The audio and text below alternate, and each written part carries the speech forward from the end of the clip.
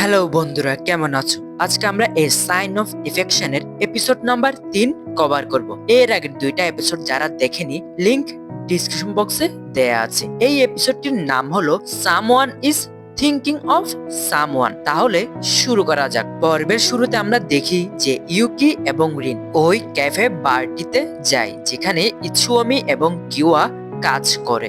আসলে বন্ধুরা, ইউকি নিজের উদ্যোগে ইচুওমির জন্য একটি চমৎকার সাইন ল্যাঙ্গুয়েজ গাইডবুক তৈরি করে, যেখানে সে নিজের হাতে কিছু কিউট ছবিও এঁকেছে। তারা মূলত গাইডবুকটি দেওয়ার জন্যই ইউকি এবং রিন আবারও কিউআর রক ইন রবিন বারে আসে। এরপরে তাদের চারজনের মাঝে বেশ আড্ডা জমে ওঠে। বারে আড্ডার সময় ইউকির হিয়ারিং এড থেকে একটি মৃদু শব্দ হলে ইচুওমি সরাসরি ইউকিকে তার কানের সমস্যা এবং তার পৃথিবীটা কেমন তা নিয়ে সহজ কিছু প্রশ্ন করে। কিওয়া ইচুওমিকে থামাতে চাইলেও ইউকি মনে মনে অনেক খুশি হয়, কারণ ইচুওমি তাকে করুণা না করে তাকে জানার চেষ্টা করছিল। ইচুওমি আসলে জানতে চায় ইউকি কিভাবে মানুষের ঠোঁট নাড়ানো দেখে কথা বোঝে। ইচুওমি ইতিমধ্যে ইউকির সাথে কথা বলার জন্য কিছু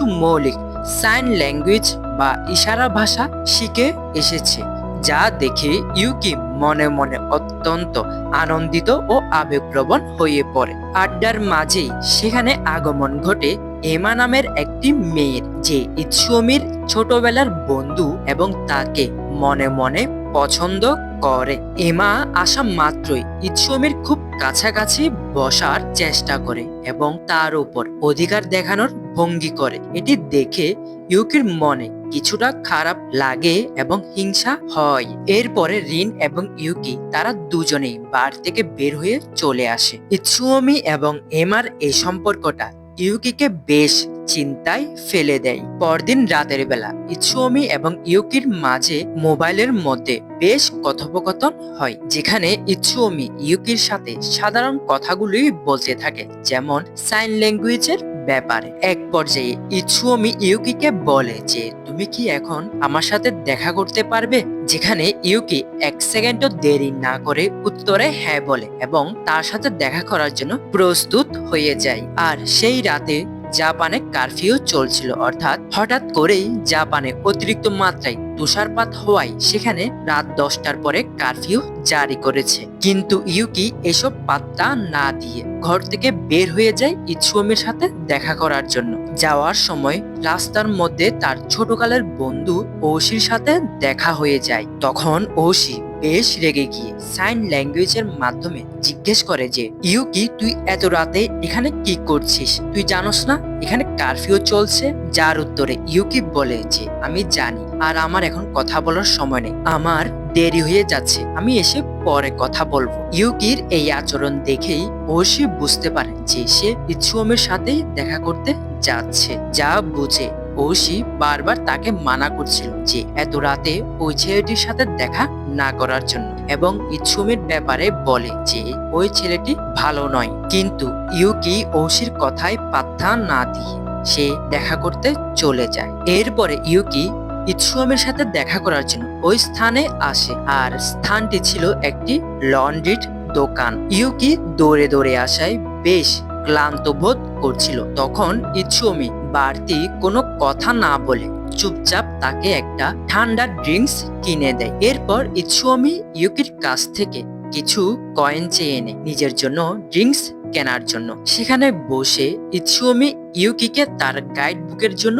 ধন্যবাদ জানায় এবং তাদের মাঝে আবার সেই চেনা মিষ্টি ও রোমান্টিক আবহ তৈরি হয়, যা ইউকির সমস্ত মেঘলা মনকে এক নিমেষে ভালো করে দেয়। ইচুওমি ইউকির চোখের দিকে তাকিয়ে তার জীবনের কিছু ব্যক্তিগত স্বপ্ন এবং অনুভূতির কথা বলতে শুরু করে। ইচুওমি জানতো যে ইউকি এই মুহূর্তে তার ঠোঁটের দিকে তাকিয়ে নেই, অর্থাৎ সে তার কথাগুলো শুনতে বা বুঝতে পারছে না। তবুও ইচুওমি তার কথাগুলো বলে যায়। এটি বোঝায় যে ইউকির সামনে ইচুওমি নিজের আসল রূপ প্রকাশ করতে কতটা নিরাপদ ও স্বাচ্ছন্দ্য বোধ করে। এরপরে ইচুওমি ইউকিকে বাড়ি পৌঁছিয়ে দেওয়ার জন্য একসাথে বের হয়, কারণ রাত 10টার পরেই কারফিউ জারি হবে। যাওয়ার পথেই ইউকি অবশ্য মনের কথা লুকিয়ে না রেখে ইৎসুমিকে সরাসরি এমার সাথে তার সম্পর্কের ব্যাপারে জিজ্ঞেস করে, যেখানে উত্তরে ইৎসুমি সরাসরি বলে দেয় যে এমার সাথে আমার শুধুমাত্র বন্ধুত্বের সম্পর্ক, এর বাইরে আর কিছু নয়, এবং আমার কোনো গার্লফ্রেন্ডও নেই। আর একই প্রশ্ন ইৎসুমি ইউকিকেও করে যে ওশির সাথে তার কি সম্পর্ক, সেখানে ইউকিও বলে যে ওশি তার ছোটকালের বন্ধু।